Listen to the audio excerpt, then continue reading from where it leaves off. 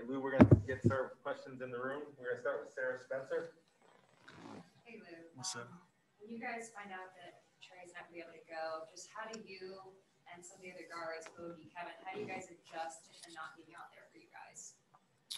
It's not a big adjustment. You just know your minutes is going to go up. The time of the games is going to be different. Other than that, you just get ready to play a basketball game. We got to be pros. And, I know it's cliche to hear, but, when a guy goes down, another guy got to step up. And so, Coach told me that I was going to start in this place about an hour before the game, So it was, just for me, it was just, just to lock in and know I was going to play more minutes than usual. I know you and Onyeka are close and have a close relationship. What has it been like to watch him kind of blossom on the biggest stage of the playoffs? It feels good. It feels good just to learn him, grow with him, and he's a young cat. And, for him to look to me for guidance and questions during games and even off the floor, it's a nice bond to have. I didn't know before I got here. So to make a friend in him and be a part of his process, it feels good. Jeff, you'll get USA Today. Lou, I understand you guys are professionals, but can you walk me through sort of the mentality that you and the team has to have when someone like Trey, is not going to play, and what prevents you from having the mentality that, man, this is going to be a rough night without a basketball? I mean, we pros too. We know how to play basketball as well. You know what I mean? I think that's the difference between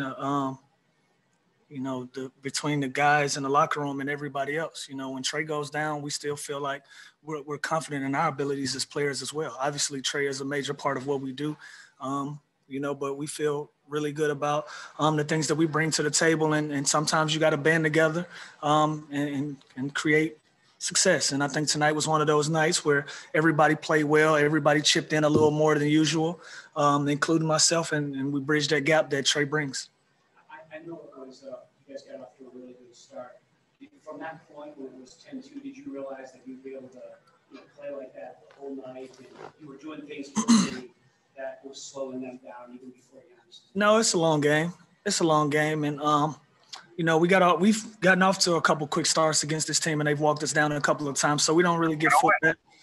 We understand it's a 48-minute game, and so we just had to stay steady. I thought tonight we just played a steady 48-minute game. We were solid on both ends of the floor. This week in practice, we made great adjustments with the things that they do on the offensive end, and it was working for us. Tim Bontemps. It was only a couple of months ago you got traded here, and there was at least some thought in your mind, I think, to not playing, at least at the deadline, we might end up getting traded somewhere else. Part of the reason you wanted to come and be with the Hawks is that was there any part of your mind that thought there'd be a moment like this down the road in the playoffs? Honestly, no.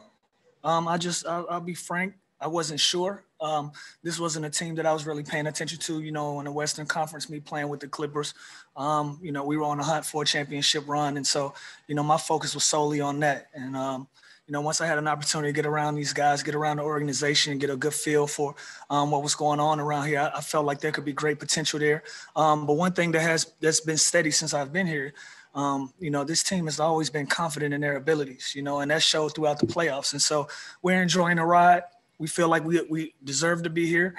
We've earned the right to be here, and at the same time, we're enjoying it. So, did I look ahead and say, we can be a championship contender day one? I probably not. But with 2 wins away like everybody else, and we feel good about it. At the same time, this is the first time I think you've played in the conference finals in your career. You've been through, a long time. How do you feel to get an opportunity to get to this stage after all the many games and playoff games? I hadn't been able to, come to grips with I hadn't been able to enjoy the moment. I'm stuck in it. I'm in it. I'm enjoying it. And, you ride this thing until the wheels fall off, and then it'll be one of those things where you kind of look back and you can say what you did or what you didn't do. But I'm happy to be in the moment right now. It's 2-2 going to Milwaukee tomorrow. So it feels good so far. Great. Sherrod? Lou, when Giannis went out, you guys were up by 10, and my senior minutes, you guys are double. When you are in that moment where you play and the team goes down, there's almost a minute you kind of ease up a little bit. You guys did just the opposite. You ratcheted things. What's the key to this team being able to do that? Particularly, as you pointed out, a lot of you, this is kind of the first time you've been in this moment, this deep into the playoffs, and yet you guys have really seem to be bothering. Yeah, I mean, we're in the same position, you know, with Trey being out tonight. Like I said, everybody has to throw something in the pot, and you know, when superstar caliber guys go out, you put some other guys in the game, and their eyes are this wide, and they're like, "This is a great opportunity for me to show and prove my abilities," you know. And you don't want to be the guys that let them off the hook because Giannis was off of the floor, you know. And I think we all felt that. We all felt that energy, and we just ratcheted up our energy and was continued to go. All right, Joe Barton. How long did it take you to get over the trade? And was there one, I mean, you were talking a little bit about like how it's kind of always been here with confidence among your teammates, but was there one thing that made you become comfortable?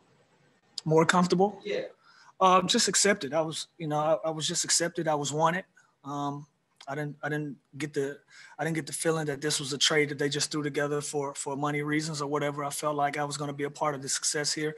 And when I met with the guys in Phoenix, you know, they were really warm to me and really appreciated me being there as their teammate. And so, you know, that feels good. You know, it feels good. You know, a warm welcome anywhere feels good, you know, going into a situation you're not very familiar with. And so I think that was one of the things I wanted to, you know, give myself an opportunity to continue on my career and give these guys an opportunity to be teammates and try to do something special together. And then you said that you haven't really been able to enjoy the moment because you're in it, but you know, because of a few different circumstances, you're now in a position where you could lead your hometown team to a finals. Sure.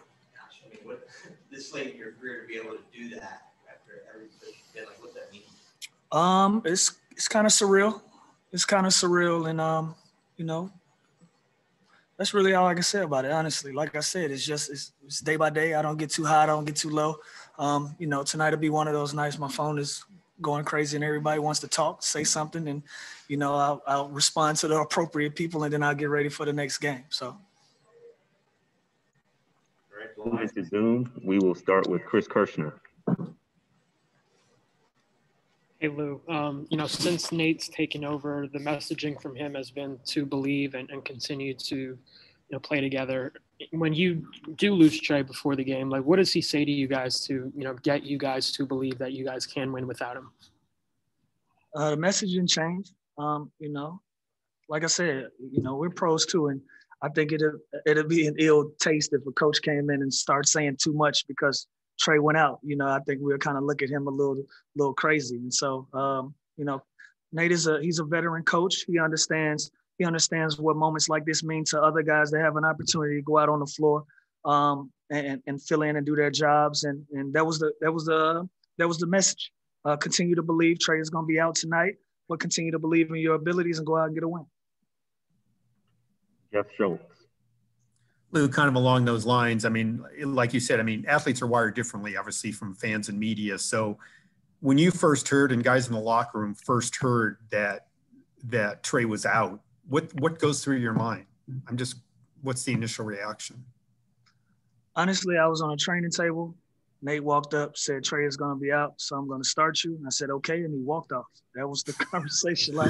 It's not like a remember the Titans thing that happens in the locker room. I promise you it don't. You know, that was it. That was the extent of our conversation, and we got ready for the game. Could you tell when you got out of the training room or you were around other guys at all?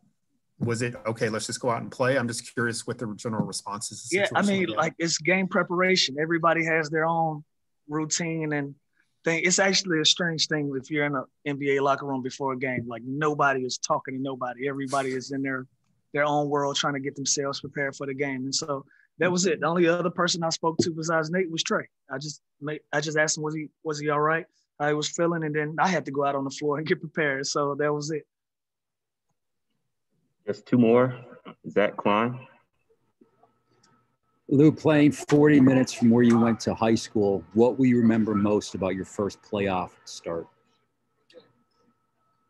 That I played well and we won. That's it, really. You know, in situations like that, you know, from a fan's perspective, everybody's like, oh hell, Trey is out. And so, you know, it kind of puts me in a position that I have to play well in order for everybody not to boo me. You know what I mean? And so it just feels good to get a win. Go back to Milwaukee 2-2 with a realistic opportunity to go to give yourself an opportunity to go play for a championship. So it feels good. Final question from Terrell Thomas. Lou, you've already been asked about Trey, his injury, and of course about you starting tonight, but you were very efficient on the floor. You were taking great shots and you were finding your teammates. I noticed that even when you had some open looks, you were finding a way to make sure that you got your teammates involved. What, if anything, changed in your preparation over the last 48 hours? Nothing really. Like I said, I had an hour. Only thing I knew that was going to change, just from me being around, I knew my minutes was going to go up, and I just wanted to be efficient. I wanted to take care of the basketball and make sure the guys that's been shooting 10, 15 shots a game got their shots and got them in rhythm. And that was it. Thank you. Cool. Thank you, Lou. No problem.